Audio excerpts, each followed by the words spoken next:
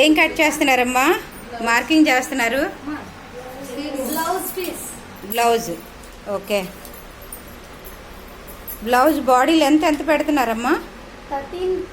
13. Okay. Chest loose 8. Okay. నడుం loose okay. Shoulder okay. Neck deep, neck round, neck down.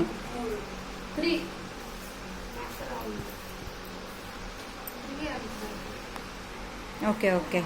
Once మరు ఒక్కసారి body measurements చెప్తాను వినండి.